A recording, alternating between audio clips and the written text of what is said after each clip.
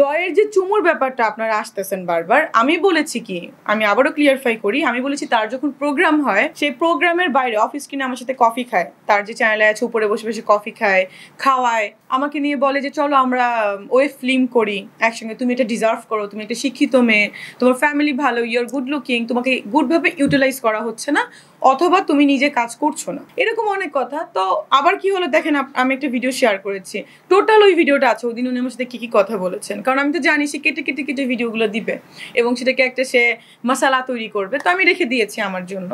এবং সে কি করলো, আমাকে বলছে যে এটা কিন্তু আমি নিউজে দেখাবো, সে বলছে, আমি সে দেখাবেন বলে তুমি আমাকে একটা চুমা দাও। ফার্স্টে সে বললো, আমি কাউকে চুমা দিই না, কারণ আমি তো এটা আমি শুটিংয়ে শুধু হিরোকে দিতে পারি হাতে, এর বাইরে না। তখন বলছে যে তাহলে আমি তোমাকে একটা চুমা দিই, আমি তো ওকে ফাইন দেন, বলে একটু হাতটা বাড়িয়েছি, সে তখন বলতে একটু উঠে আসো, আমি তো ওকে ফাইন, আপনি তো সিনিয়র, চুমাই যখন তুমি ঠিক আছে উঠে, জাস্ট ইট ওয়াজ ফান। আমি কিন্তু এইভাবেই কথাগুলো বলেছি। কিন্তু এখন মনে করেন বিভিন্ন আরও একটা জিনিস খুবই দুঃখজনক যে বিভিন্ন হেডলাইনগুলো এভাবে করছে, তো ওগুলোর কারণেও আসলে প্রবলেম হচ্ছে। হ্যাঁ, আমি কিন্তু বলিনি যে আমাকে চুমু দিতে চেয়েছে, আমাকে যৌন হয়রানি করেছে, আমাকে এরকম, আমি কিন্তু কখনোই বলিনি, আই নেভার টেল।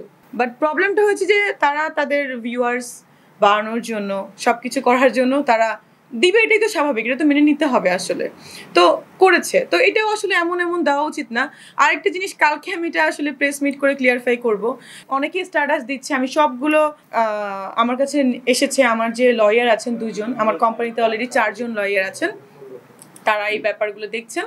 আমি প্রতিটা লোককে, প্রতিটা ইচ অ্যান্ড এভরি ওয়ানকে আমি লিগাল নোটিশ পাঠাবো তারা এই পোস্টগুলো কেন করেছেন।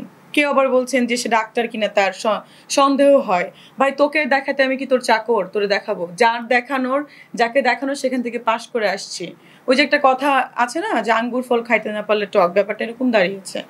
শুধুমাত্র তার ভিউ বাণিজ্য বা তার কিছু টিআরপি বাড়ানোর জন্য তো সেইভাবে কথা বলতে পারে না। সে আমাকে নিয়েও 2020 সালে অপমান করেছিল, আপনারা সেই ক্লিপসগুলো দেখতে পারবেন। আমাকে বলেছিল যে তুমি শো হিট চাও কিনা, আমি তখন বলেছিলাম যে না, আমি শো হিট চাই। কিন্তু যখন সে অন স্ক্রিনে দিয়েছিল, কিছু কিছু এমন কথা সে বলেছিল যেটা খুবই মনে করেন অপমানজনক। সে আমাকে বলেছিল তখন যে আপনি ডাক্তার হয়েছেন, এটা সার্টিফিকেট কই। আশ্চর্য ব্যাপার, বিএমডিসি থেকে আমাকে সার্টিফিকেট দিয়েছে, সে বলে আমার সার্টিফিকেট কই। সে আমাকে বলে আমার আপন মামাতো ভাই এবং 2 জন এবং খালাতো ভাইকে আমি নিয়ে গেছি, সে আমাকে বলে এরা শোনা যাচ্ছে কেউ আপনার আপন ভাই না, আপনি এদের সঙ্গে রীতিমতো থাকেন। What the hell topics! আমি ভাই একা, আমার ভাই বোন নাই, আমার যারা কাজিন আছেন তারাই আমার আপন ভাই বোন, তারাই এই যে আমার যে কোম্পানি, তাদের সাথেই আমি করি। মানে আমরা তো কখনো ভাবিই না যে তারা আমার কাজিন, আমি তো আপন ভাই এরকমই ভাবি। আমি বুঝলাম না, সে বলে আমি নাকি কাজিনদের সঙ্গে থাকি। হোয়াট দ্য হেল মানে কথাবার্তা, এটা তো